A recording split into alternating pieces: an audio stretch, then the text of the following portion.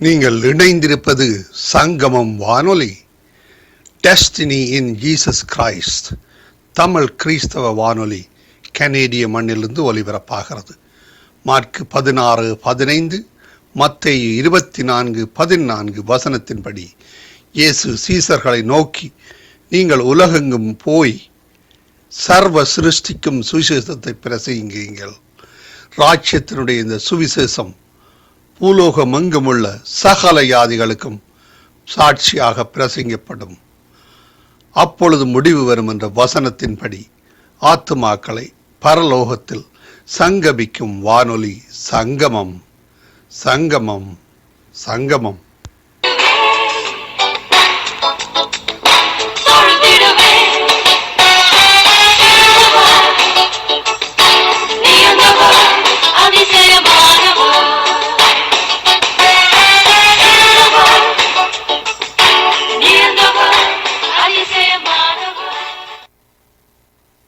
உபாகமம் 4ஆம் அதிகாரம்.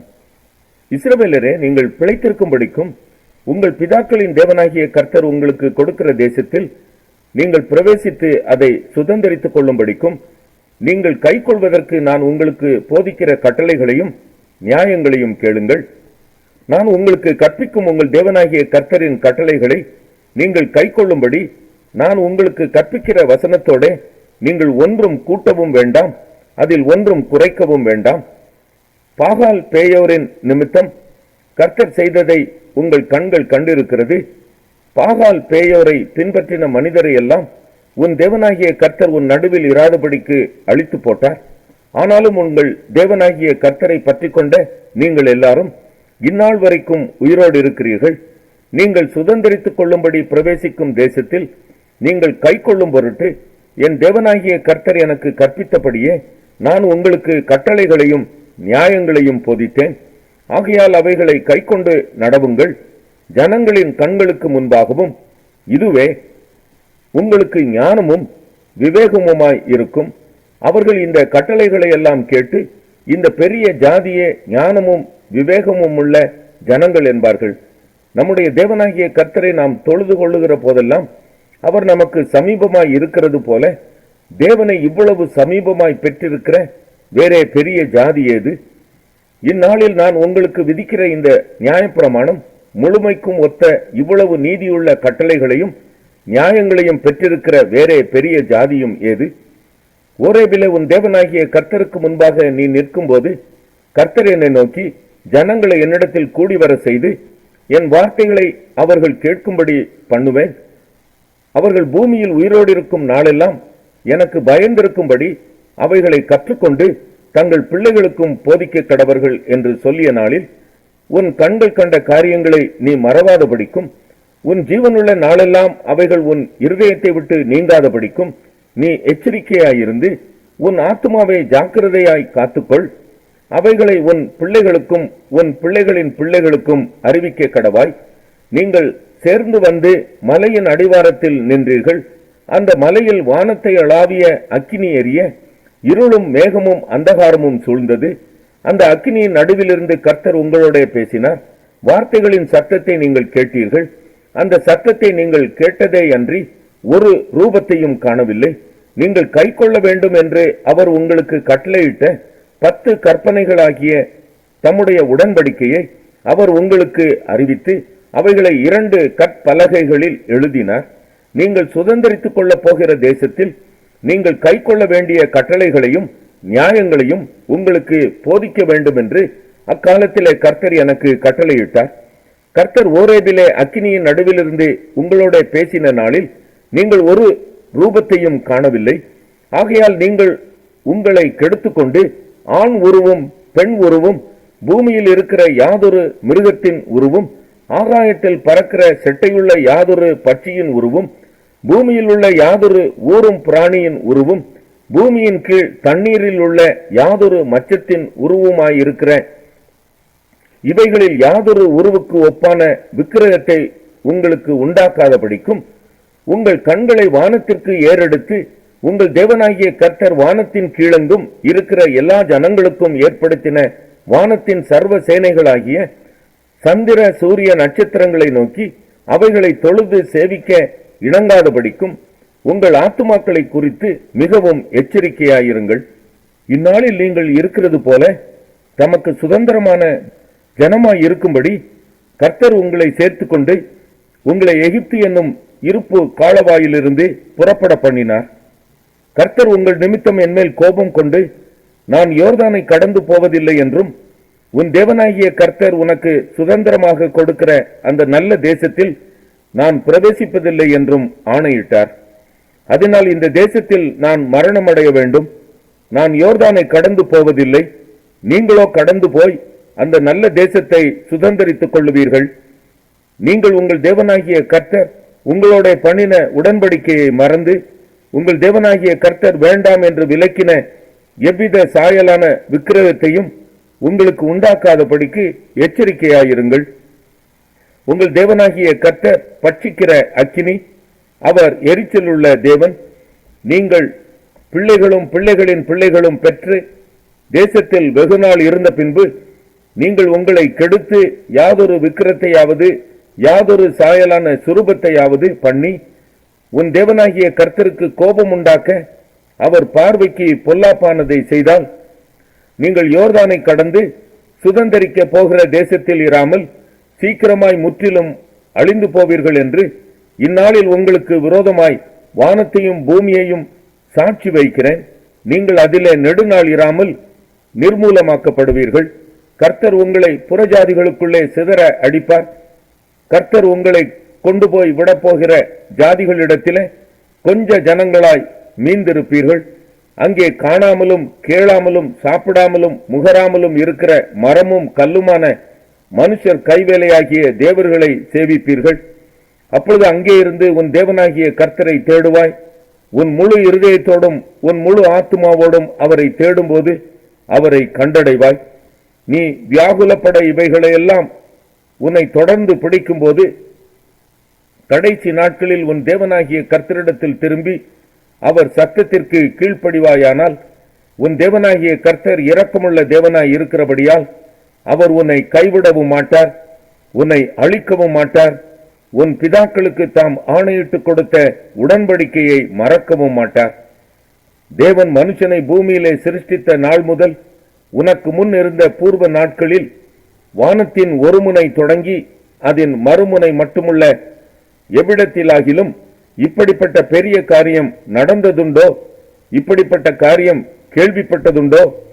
அக்கினியின் நடுவிலிருந்து பேசுகிற தேவனுடைய சத்தத்தை நீ கேட்டது போல யாதொரு ஜனமாவது கேட்டதும் உயிரோடு இருந்ததும் உண்டோ? அல்லது உங்கள் தேவனாகிய கர்த்தர் எகிப்திலே உங்கள் கண்களுக்கு முன்பாக உங்களுக்கு செய்தபடியெல்லாம் தேவன் அந்நிய ஜாதிகளின் நடுவிலிருந்து ஒரு ஜனத்தை சோதனைகளினாலும் அடையாளங்களினாலும் அற்புதங்களினாலும் யுத்தத்தினாலும் வல்லமையுள்ள கரத்தினாலும் ஓங்கிய புயத்தினாலும் மகா பயங்கரமான செயல்களினாலும் தமக்கென்று தெரிந்து கொள்ள வகை பண்ணினதுண்டோ என்று நீ விசாரித்து பார். கர்த்தரே தேவன், அவரை அல்லாமல் வேறு ஒருவரும் இல்லை என்பதை நீ அறியும்படிக்கு இது உனக்கு காட்டப்பட்டது. உன்னை உபதேசிக்கும்படிக்கு அவர் வானத்திலிருந்து தமது சத்தத்தை உனக்கு கேட்க பண்ணி பூமியிலே தமது பெரிய அக்கினியை உனக்கு காண்பித்தார். அக்கினியின் நடுவிலிருந்தே உண்டான அவருடைய வார்த்தைகளை கேட்டாய். அவர் உன் பிதாக்களில் அன்பு கூர்ந்தபடியால் அவர்களுடைய பின் சந்ததியை தெரிந்து கொண்டு உன்னிலும் பலத்த பெரிய ஜாதிகளை உனக்கு முன்னின்று துரத்தவும் உன்னை அழைத்து கொண்டு போய் இந்நாளில் இருக்கிறது போல அவர்கள் தேசத்தை உனக்கு சுதந்திரமாக கொடுக்கவும் உன்னை தமது முகத்துக்கு முன் தமது மிகுந்த வல்லமையினால் எகிப்திலிருந்து புறப்பட பண்ணினார். ஆகையால் உயர வானத்திலும் தாழ பூமியிலும் கர்த்தரே தேவன், அவரை தவிர ஒருவரும் இல்லை என்பதை நீ இந்நாளில் அறிந்து உன் மனதிலே சிந்தித்து நீயும் உனக்கு பின்வரும் உன் பிள்ளைகளும் நன்றாய் இருக்கும்படிக்கும் உன் தேவனாகிய கர்த்தர் உனக்கு என்றைக்கும் கொடுக்கிற தேசத்திலே நீ நீடித்த நாளாய் இருக்கும்படிக்கும் நான் இன்று உனக்கு கற்பிக்கிற அவருடைய கட்டளைகளையும் அவருடைய கற்பனைகளையும் கை கொள்ள கடவாய் என்றான். முற்பகையின்றி கைப்பிசகாய் பிறனை கொன்றவன் அடைக்கல பட்டணங்களில் ஒரு பட்டணத்தில் தப்பியோடி போய் பிழைத்திருக்கும்படியாக ரூபனியரை சேர்ந்த சமபூமியாகிய வனாந்தரத்தில் உள்ள பேசேரும் காத்தியரை சேர்ந்த கீலேயாத்தில் உள்ள ராமோத்தும் மனாசேயரை சேர்ந்த பாசானில் உள்ள கோலானுமாகிய 3 பட்டணங்களை மோசே யோர்தானுக்கு இப்புறத்தில் சூரியோதய திசையிலே ஏற்படுத்தினான். இதுவே மோசே இஸ்ரவேல் புத்திரருக்கு விதித்த பிரமாணம். இஸ்ரவேல் புத்திரர் எகிப்திலிருந்து புறப்பட்ட பின்பு யோர்தானுக்கு இப்புறத்தில் எஸ்போனில் குடியிருந்த எமோரியரின் ராஜாவாகிய சீகோனுடைய தேசத்தில் உள்ள பெத்பெயோருக்கு எதிரான பள்ளத்தாக்கிலே அவர்களுக்கு மோசே சொன்ன சாட்சிகளும் கட்டளைகளும் நியாயங்களும் இவைகளே. மோசேயும் இஸ்ரவேல் புத்திரரும் எகிப்திலிருந்து புறப்பட்ட பின்பு அந்த ராஜாவை முறிய அடித்து யோர்தானுக்கு இப்புறத்தில் சூரியோதய திசையில் அர்னோன் ஆற்றங்கரையில் உள்ள ஆரோவேர் தொடங்கி எர்மோன் என்னும் சீயோன் மலை வரைக்கும் உள்ள தேசமும் யோர்தானுக்கு இப்புறத்தில் சூரியோதய திசையில் அஸ்தோத் பிஸ்காவுக்கும் தாழ்ந்த சமனான வெளியை சேர்ந்த கடல் மட்டுமுள்ள சமனான வெளி அனைத்துமாகிய எமோரியருடைய 2 ராஜாக்களின் தேசங்களான சீகோனுடைய தேசத்தையும் பாசானின் ராஜாவாகிய. நீதிமொழிகள் 31ஆம் அதிகாரம். ராஜாவாகிய லேமுவேலுக்கு அடுத்த வசனங்கள். அவன் தாய் அவனுக்கு போதித்த உபதேசமாவது, என் மகனே, என் கற்பத்தின் குமாரனே, என் பொருத்தனைகளின் புத்திரனே, ஸ்திரீகளுக்கு உன் பெலனையும் ராஜாக்களை கெடுக்கும் காரியங்களுக்கு உன் வழிகளையும் கொடாதே. திராட்சரசம் குடிப்பது ராஜாக்களுக்கு தகுதி அல்ல, லேமுவேலே, அது ராஜாக்களுக்கு தகுதி அல்ல. மதுபானம் பிரபுக்களுக்கு தகுதி அல்ல.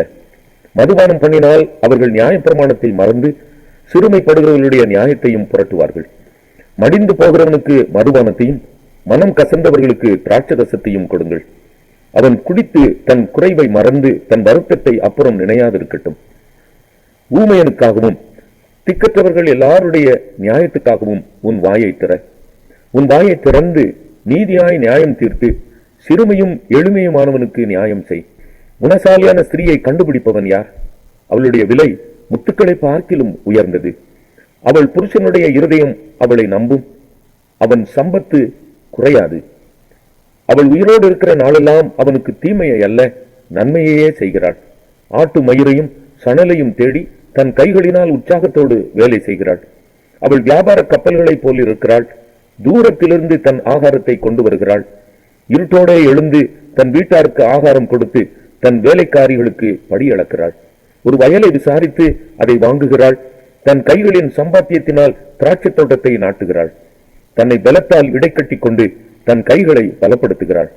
தன் வியாபாரம் பிரயோஜனம் உள்ளதென்று அறிந்திருக்கிறாள். இரவிலே அவள் விளக்கு அணையாதிருக்கும். தன் கைகளை ராட்டினத்தில் வைக்கிறாள். அவள் விரல்கள் கதிரை பிடிக்கும். சிறுமையானவர்களுக்கு தன் கையை திறந்து ஏழைகளுக்கு தன் கரங்களை நீட்டுகிறாள். தன் வீட்டார் அனைவருக்கும் இரட்டைப்புறை உடுப்பு இருக்கிறதால் தன் வீட்டார் நிமித்தம் குளிருக்கு பயப்படாள். ரத்தின கம்பளங்களை தனக்கு உண்டு பண்ணுகிறாள். மெல்லிய புடவையையும் ரத்தாம்பரமும் அவள் உடுப்பு.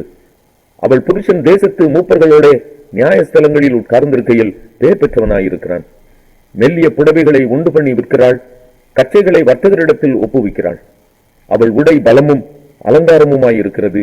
வருங்காலத்தை பற்றியும் மகிழுகிறாள். தன் வாயை ஞானம் விளங்க திறக்கிறாள். தயையுள்ள போதகம் அவள் நாவின் மேல் இருக்கிறது. அவள் சோம்பலின் அப்பத்தை புசியாமல் தன் வீட்டு காரியம் எப்படி நடக்கிறது என்று கண்ணோக்கமாயிருக்கிறாள். அவள் பிள்ளைகள் எழும்பி அவளை பாக்கியவதி என்கிறார்கள். அவள் புருஷனும் அவளை பார்த்து, அநேகம் பெண்கள் குணசாலிகளாய் இருந்ததுண்டு, நீயோ அவர்கள் எல்லாருக்கும் மேற்பட்டவள் என்று அவளை புகழுகிறான். சௌந்தரியம் வஞ்சனை உள்ளது, அழகும் வீண். கர்த்தருக்கு பயப்படுகிற ஸ்திரீயே புகழப்படுவாள். அவள் கைகளின் பலனை அவளுக்கு கொடுங்கள். அவளுடைய யோவான் 15ஆம் அதிகாரம். நான் மெய்யான திராட்சை செடி, என் பிதா திராட்சை தோட்டக்காரர். என்னில் கனி கொடாதிருக்கிற கொடி எதுவோ அதை அவர் அறுத்து போடுகிறார். கனி கொடுக்கிற கொடி எதுவோ அதை அதிக கனிகளை கொடுக்கும்படி அதை சுத்தம் பண்ணுகிறார். நான் உங்களுக்கு சொன்ன உபதேசத்தினாலே நீங்கள் இப்பொழுதே சுத்தமாய் இருக்கிறீர்கள். என்னில் நிலைத்திருங்கள், நானும் உங்களில் நிலைத்திருப்பேன். கொடியானது திராட்சை செடியில் நிலைத்திராவிட்டால் அது தானாய் கனி கொடுக்க மாட்டாதது போல நீங்களும் என்னில் நிலைத்திராவிட்டால் கனி கொடுக்க மாட்டீர்கள். நானே திராட்சை செடி, நீங்கள் கொடிகள். ஒருவன் என்னிலும் நான் அவனிலும் நிலைத்திருந்தால் அவன் மிகுந்த கனிகளை கொடுப்பான். என்னை அல்லாமல் உங்களால் ஒன்றும் செய்யக்கூடாது. ஒருவன் என்னில் நிலைத்திராவிட்டால் வெளியே எரியுண்ட கொடியைப் போல அவன் எரியுண்டு உலர்ந்து போவான். அப்படிப்பட்டவைகளை சேர்த்து அக்னியிலே போடுகிறார்கள், அவைகள் எரிந்து போம். நீங்கள் என்னிலும் என் வார்த்தைகள் உங்களிலும் நிலைத்திருந்தால் நீங்கள் கேட்டுக்கொள்வது எதுவோ அது உங்களுக்கு செய்யப்படும். நீங்கள் மிகுந்த கனிகளை கொடுப்பதினால் என் பிதா மகிமைப்படுவார். எனக்கும் சீஷராய் இருப்பீர்கள். பிதா என்னில் அன்பாய் இருக்கிறது போல நானும் உங்களில் அன்பாய் இருக்கிறேன். என்னுடைய அன்பிலே நிலைத்திருங்கள். நான் என் பிதாவின் கற்பனைகளை கைக்கொண்டு அவருடைய அன்பிலே நிலைத்திருக்கிறது போல நீங்களும் என் கற்பனைகளை கைக்கொண்டிருந்தால் என்னுடைய அன்பிலே நிலைத்திருப்பீர்கள். என்னுடைய சந்தோஷம் உங்களில் நிலைத்திருக்கும்படிக்கும் உங்கள் சந்தோஷம் நிறைவாய் இருக்கும்படிக்கும் இவைகளை உங்களுக்கு சொன்னேன். நான் உங்களில் அன்பாய் இருக்கிறது போல நீங்களும் ஒருவரில் ஒருவர் அன்பாய் இருக்க வேண்டும் என்பதே என்னுடைய கற்பனையாய் இருக்கிறது. ஒருவன் தன் சிநேகிதருக்காக தன் ஜீவனை கொடுக்கிற அன்பிலும் அதிகமான அன்பு ஒருவரிடத்திலும் இல்லை. நான் உங்களுக்கு கற்பிக்கிற யாவையும் நீங்கள் செய்வீர்களானால் என் சிநேகிதராய் இருப்பீர்கள். இனி நான் உங்களை ஊழியக்காரர் என்று சொல்லுகிறதில்லை. ஊழியக்காரன் தன் எஜமான் செய்கிறதை அறிய மாட்டான். நான் உங்களை சிநேகிதர் என்றேன். ஏனெனில் என் பிதாவினிடத்தில் நான் கேள்விப்பட்ட எல்லாவற்றையும் உங்களுக்கு அறிவித்தேன். நீங்கள் என்னை தெரிந்து கொள்ளவில்லை, நான் உங்களை தெரிந்து கொண்டேன். நீங்கள் என் நாமத்தினாலே பிதாவை கேட்டுக்கொள்வது எதுவோ அதை அவர் உங்களுக்கு கொடுக்கத்தக்கதாக நீங்கள் போய் கனி கொடுக்கும்படிக்கும் உங்கள் கனி நிலைத்திருக்கும்படிக்கும் நான் உங்களை ஏற்படுத்தினேன். நீங்கள் ஒருவரில் ஒருவர் அன்பாய் இருக்க வேண்டும் என்றே இவைகளை உங்களுக்கு கற்பிக்கிறேன். உலகம் உங்களை பகைத்தால் அது உங்களை பகைக்கிறதற்கு முன்னே என்னை பகைத்ததென்று அறியுங்கள். நீங்கள் உலகத்தாராய் இருந்தால் உலகம் தன்னுடையதை சிநேகித்திருக்கும். நீங்கள் உலகத்தாராய் இராதபடியினாலும் நான் உங்களை உலகத்திலிருந்து தெரிந்து கொண்டபடியினாலும் உலகம் உங்களை பகைக்கிறது. ஊழியக்காரன் தன் எஜமானிலும் பெரியவன் அல்லவென்று நான் உங்களுக்கு சொன்ன வார்த்தையை நினைத்துக் கொள்ளுங்கள். அவர்கள் என்னை துன்பப்படுத்தினது உண்டானால் உங்களையும் துன்பப்படுத்துவார்கள். அவர்கள் என் வசனத்தை கை கொண்டது உண்டானால் உங்கள் வசனத்தையும் கை கொள்ளுவார்கள். அவர்கள் என்னை அனுப்பினவரை அறியாதபடியினால் என் நாமத்தின் நிமித்தமே இவைகளை எல்லாம் உங்களுக்கு செய்வார்கள். நான் வந்து அவர்களிடத்தில் பேசாதிருந்தேனானால் அவர்களுக்கு பாவம் இராது. இப்பொழுதோ தங்கள் பாவத்தை குறித்து போக்கு சொல்ல அவர்களுக்கு இடமில்லை. என்னை பகைக்கிறவன் என் பிதாவையும் பகைக்கிறான். வேறொருவரும் செய்யாத கிரியைகளை நான் அவர்களுக்குள்ளே செய்யாதிருந்தேனானால் அவர்களுக்கு பாவம் இராது. இப்பொழுது அவர்கள் என்னையும் என் பிதாவையும் கண்டு பகைத்தும் இருக்கிறார்கள். முகாந்திரம் இல்லாமல் என்னை பகைத்தார்கள் என்று அவர்களுடைய வேதத்தில் எழுதியிருக்கிற வாக்கியம் நிறைவேறும்படிக்கு இப்படி ஆயிற்று. பிதாவினிடத்திலிருந்து நான் உங்களுக்கு அனுப்ப போகிறவரும் பிதாவினிடத்திலிருந்து புறப்படுகிறவரும் ஆகிய சத்திய ஆவியான தேற்றரவாளன் வரும்போது அவர் என்னை குறித்து சாட்சி கொடுப்பார். நீங்களும் ஆதி முதல் என்னுடனே கூட இருந்தபடியால். யோவான் 16ஆம் அதிகாரம். நீங்கள் இடரல் அடையாதபடிக்கு இவைகளை உங்களுக்கு சொன்னேன். அவர்கள் உங்களை ஜெப ஆலயங்களுக்கு புறம்பாக்குவார்கள். மேலும் உங்களை கொலை செய்கிறவன் தான் தேவனுக்கு தொண்டு செய்கிறவன் என்று நினைக்கும் காலம் வரும். அவர்கள் பிதாவையும் என்னையும் அறியாதபடியினால் இவைகளை உங்களுக்கு செய்வார்கள். அந்த காலம் வரும்போது நான் இவைகளை உங்களுக்கு சொன்னேன் என்று நீங்கள் நினைக்கும்படி இவைகளை உங்களுக்கு சொல்லியிருக்கிறேன். நான் உங்களுடனே கூட இருந்தபடியினால் ஆரம்பத்திலே இவைகளை உங்களுக்கு சொல்லவில்லை. இப்பொழுது நான் என்னை அனுப்பினவரிடத்திற்கு போகிறேன். எங்கே போகிறீர் என்று உங்களில் ஒருவனும் என்னை கேட்கவில்லை. ஆனாலும் நான் இவைகளை உங்களுக்கு சொன்னதினால் உங்கள் இருதயம் துக்கத்தால் நிறைந்திருக்கிறது. நான் உங்களுக்கு உண்மையை சொல்லுகிறேன், நான் போகிறது உங்களுக்கு பிரயோஜனமாயிருக்கும். நான் போகாதிருந்தால் தேற்றரவாளன் உங்களிடத்தில் வரார். நான் போவேனே ஆகில் அவரை உங்களிடத்திற்கு அனுப்புவேன். அவர் வந்து பாவத்தை குறித்தும் நீதியை குறித்தும் நியாய தீர்ப்பை குறித்தும் உலகத்தை கண்டித்து உணர்த்துவார். அவர்கள் என்னை விசுவாசியாதபடியினாலே பாவத்தை குறித்தும், நீங்கள் இனி என்னை காணாதபடிக்கு நான் என் பிதாவினிடத்திற்கு போகிறபடியினாலே நீதியை குறித்தும், இந்த உலகத்தின் அதிபதி நியாயம் தீர்க்கப்பட்டதினாலே நியாய தீர்ப்பை குறித்தும் கண்டித்து உணர்த்துவார். இன்னும் அநேக காரியங்களை நான் உங்களுக்கு சொல்ல வேண்டியதாய் இருக்கிறது. அவைகளை நீங்கள் இப்பொழுது தாங்க மாட்டீர்கள். சத்திய ஆவியாகிய அவர் வரும்போது சகல சத்தியத்திற்குள்ளும் உங்களை நடத்துவார். அவர் தம்முடைய சுயமாய் பேசாமல் தாம் கேள்விப்பட்டவைகள் யாவையும் சொல்லி வரப்போகிற காரியங்களை உங்களுக்கு அறிவிப்பார். அவர் என்னுடையதில் எடுத்து உங்களுக்கு அறிவிப்பதினால் என்னை மகிமைப்படுத்துவார். பிதாவினுடையவைகள் யாவும் என்னுடையவைகள், அதனாலே அவர் என்னுடையதில் எடுத்து உங்களுக்கு அறிவிப்பார் என்றேன். நான் பிதாவினிடத்திற்கு போகிறபடியினால் கொஞ்ச காலத்திலே என்னை காணாதிருப்பீர்கள், மறுபடியும் கொஞ்ச காலத்திலே என்னை காண்பீர்கள் என்றார். அப்பொழுது அவருடைய சீஷரில் சிலர், நான் பிதாவிடத்திற்கு போகிறபடியினால் கொஞ்ச காலத்திலே என்னை காணாதிருப்பீர்கள் என்றும் மறுபடியும் கொஞ்ச காலத்திலே என்னை காண்பீர்கள் என்றும் அவர் நம்முடனே சொல்லுகிறதின் கருத்தென்ன என்று தங்களுக்குள்ளே பேசிக் கொண்டதுமன்றி, கொஞ்ச காலம் என்கிறாரே, இதென்ன? அவர் சொல்லுகிறது இன்னதென்று நமக்கு விளங்கவில்லையே என்றார்கள். அதை குறித்து தம்மிடத்தில் கேட்கும்படி அவர்கள் விரும்புகிறதை இயேசு அறிந்து அவர்களை நோக்கி, கொஞ்ச காலத்திலே என்னை காணாதிருப்பீர்கள், மறுபடியும் கொஞ்ச காலத்திலே என்னை காண்பீர்கள் என்று நான் சொன்னதை குறித்து நீங்கள் உங்களுக்குள்ளே விசாரிக்கிறீர்களோ? மெய்யாகவே மெய்யாகவே நான் உங்களுக்கு சொல்லுகிறேன், நீங்கள் அழுது புலம்புவீர்கள், உலகமோ சந்தோஷப்படும். நீங்கள் துக்கப்படுவீர்கள், ஆனாலும் உங்கள் துக்கம் சந்தோஷமாக மாறும். ஸ்திரீயானவளுக்கு பிரசவ காலம் வந்திருக்கும் போது அவள் துக்கம் அடைகிறாள். பிள்ளை பெற்றவுடனே ஒரு மனுஷன் உலகத்தில் பிறந்தான் என்கிற சந்தோஷத்தினால் அப்புறம் உபத்திரவத்தை நினையாள். அதுபோல நீங்களும் இப்பொழுது துக்கமடைந்திருக்கிறீர்கள். நான் மறுபடியும் உங்களை காண்பேன், அப்பொழுது உங்கள் இருதயம் சந்தோஷப்படும். உங்கள் சந்தோஷத்தை ஒருவனும் உங்களிடத்திலிருந்து எடுத்து போட மாட்டான். அந்த நாளிலே நீங்கள் என்னிடத்தில் ஒன்றும் கேட்க மாட்டீர்கள். மெய்யாகவே மெய்யாகவே நான் உங்களுக்கு சொல்லுகிறேன், நீங்கள் என் நாமத்தினாலே பிதாவினிடத்தில் கேட்டுக்கொள்வது எதுவோ அதை அவர் உங்களுக்கு தருவார். இதுவரைக்கும் நீங்கள் என் நாமத்தினாலே ஒன்றும் கேட்கவில்லை. கேளுங்கள், அப்பொழுது உங்கள் சந்தோஷம் நிறைவாய் இருக்கும்படி பெற்றுக்கொள்வீர்கள். இவைகளை நான் உவமைகளாக உங்களுடனே பேசுகிறேன். காலம் வரும், அப்பொழுது நான் உவமைகளாய் உங்களுடனே பேசாமல் பிதாவை குறித்து வெளிப்படையாக உங்களுக்கு அறிவிப்பேன். அந்த நாளில் நீங்கள் என் நாமத்தினாலே வேண்டிக் கொள்வீர்கள். உங்களுக்காக பிதாவை நான் கேட்டுக்கொள்வேன் என்று உங்களுக்கு சொல்ல வேண்டியதில்லை. நீங்கள் என்னை சிநேகித்து நான் தேவனிடத்திலிருந்து புறப்பட்டு வந்தேன் என்று விசுவாசிக்கிறபடியினால் பிதா தாமே உங்களை சிநேகிக்கிறார். நான் பிதாவினிடத்திலிருந்து புறப்பட்டு உலகத்திலே வந்தேன், மறுபடியும் உலகத்தை விட்டு பிதாவினிடத்திற்கு போகிறேன் என்றார். அவருடைய சீஷர்கள் அவரை நோக்கி, இதோ இப்பொழுது நீர் உவமையாய் பேசாமல் வெளிப்படையாய் பேசுகிறீர். நீர் எல்லாவற்றையும் அறிந்திருக்கிறீர் என்றும் ஒருவன் உம்மை வினாவ வேண்டுவதில்லை என்றும் இப்பொழுது அறிந்திருக்கிறோம். இதனாலே நீர் தேவனிடத்திலிருந்து வந்தீர் என்று விசுவாசிக்கிறோம் என்றார்கள். இயேசு அவர்களுக்கு பிரதியுத்தரமாக, இப்பொழுது நீங்கள் விசுவாசிக்கிறீர்கள். இதோ நீங்கள் சிதறுண்டு அவனவன் தன் தன் இடத்துக்கு போய் என்னை தனியே விட்டுவிடும் காலம் வரும். அது இப்பொழுது வந்திருக்கிறது. ஆனாலும் நான் தனித்திறேன், பிதா என்னுடனே கூட இருக்கிறார். என்னிடத்தில் உங்களுக்கு சமாதானம் உண்டாயிருக்கும் பொருட்டு இவைகளை உங்களுக்கு சொன்னேன்.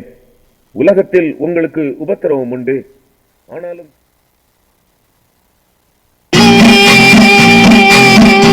ஒரு வார்த்தை இருந்தது, அந்த வார்த்தை தேவன்தானே, அந்த வார்த்தை தேவன்தானே. அகில